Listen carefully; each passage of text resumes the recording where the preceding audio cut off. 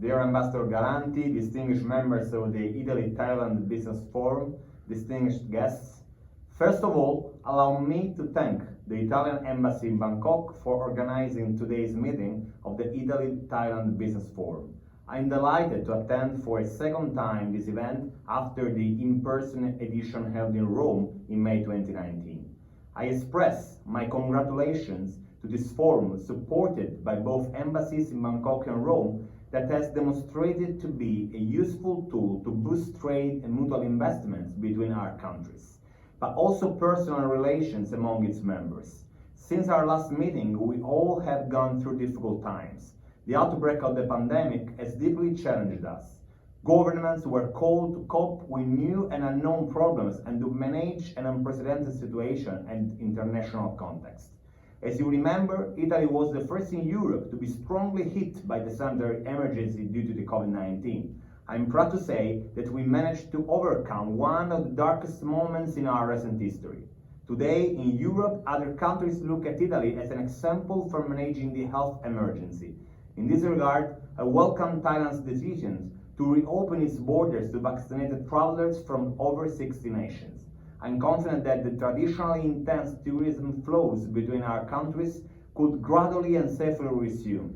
In addition, a full mobility will allow our business communities to take part to trade fairs and incoming business visits in both ways. Our countries benefit from a growing relationship based on a solid and long-standing friendship. This year marks the 153rd anniversary of our bilateral relations. Italy was the first EU country to relaunch the bilateral relations with Thailand in 2018 with an official visit, and today the EU remains interested in a trade agreement with Thailand.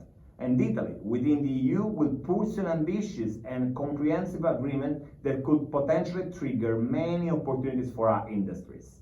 Our historical friendship has certainly had a positive impact also in the ASEAN context. And for us, Thailand is the center of our engagement with ASEAN.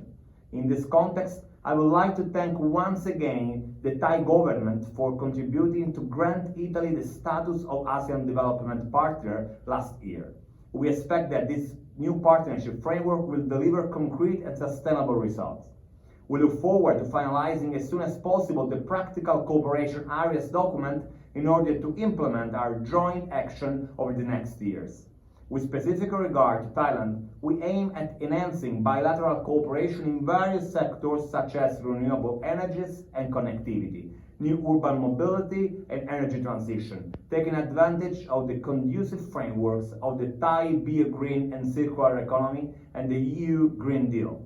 Indeed, we consider the Italy-Thailand Business Forum as a privileged format to identify opportunities of investment in innovation focusing on startups. In general, Italy and Thailand already share Thai economic ties. Our commercial partnership is so strong that even amid the pandemic, bilateral trade flows have proved resilient and they are now quickly recovering thanks also to the diversification of our products. Our trade exchange shows an increase of almost 30% in the first 8 months of 2021. In this favorable context, and with reference to the food and beverage sector in particular, I wish to acknowledge the successful partnership between the Italian Trade Agency and Central Group. They are jointly carrying out promotional campaigns devoted to Italian products and brands in Thailand, from food to fashion, both in physical stores and online. I also welcome the joint venture between ALMA, the International Cooking School of Parma, and Dusit International and Allied Metals, announced on the 2021 edition of the Italian Cuisine Week in Thailand. Thanks to this new collaboration, a high-level cooking school will open its doors in Bangkok. Moving from food to transport and infrastructures, Italian companies continue to look in with strong interest at Thai development plans, especially on the railway segment, where it will be crucial a smoother communication between Italian and Thai companies. In concluding, allow me to seize this opportunity to mention the candidature of the city of Rome for Expo 2030. On December 14th, Italy will present its proposal at the Bureau International des Expositions in Paris. 4 other cities have put forward their candidatures: Busan, Moscow, Odessa, and Riyadh. On this strict competition, the support of all our good partners will be crucial. I thank you for your attention and hope to have the opportunity to meet you in person for the next edition of the forum. I wish everyone an interesting and fruitful discussion.